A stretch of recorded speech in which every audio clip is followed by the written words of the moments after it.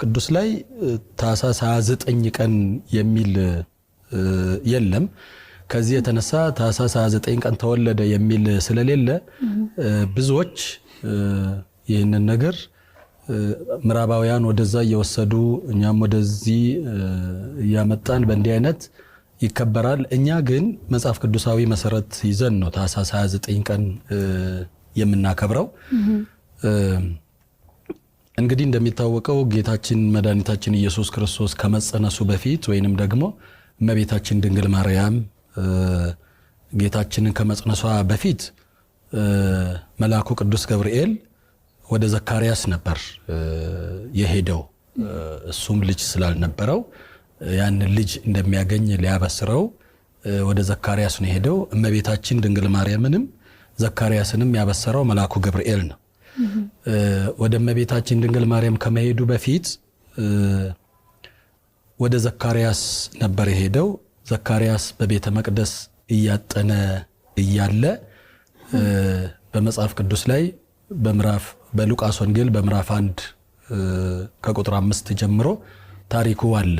በይሁዳ ሄሮድስ በነገሰበት ጊዜ ከአብያ ወገን የሚሆን ስሙ ዘካርያስ የሚባል አንድ ካህን ነበረ ይላል። በዕብራውያን አቆጣጠር መልአኩ ቅዱስ ገብርኤል ወደ ዘካርያስ የሄደው በ7ኛው ወር ነው። የዕብራውያን አቆጣጠር መጋቢት ነው የሚጀምረው።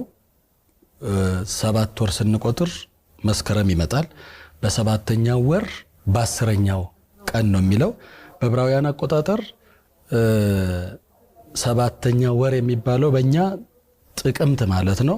በእነሱ ጥቅምት 10 በእኛ ደግሞ ጥቅምት 27 ነው የሚሆነው እና ጥቅምት 27 ቀን ዘካርያስን ሊያበስረው መልአኩ ቅዱስ ገብርኤል ልጅ ትወልዳለህ፣ ወንድ ልጅ ትወልዳለህ፣ ስሙንም ዮሐንስ ትለዋለህ ብሎ አብስሮት ነበርና በቤተ መቅደስ እያገለገለ እያለ ከዚያ በኋላ ይህንን ብስራት ሰምቶ ወደ ቤቱ በገባ በሁለተኛው ቀን ዮሐንስ ተጸነሰ።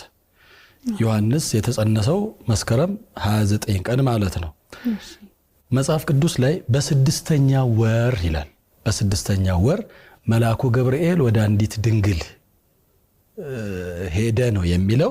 6ኛው ወርን ስንቆጥር ዮሐንስ ከተጸነሰበት ጀምሮ ስንቆጥር በእኛ አቆጣጠር መጋቢት 29 ነው የሚሆነው። መጋቢት 29 ቀን ነው የሚሆነው።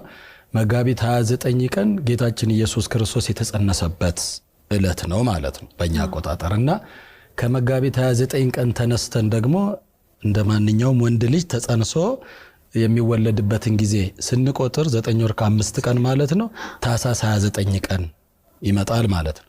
በዚህ የተነሳ እኛ በዓላችንን የምናከብረው ታኅሳስ 29 ቀን ነው ማለት ነው።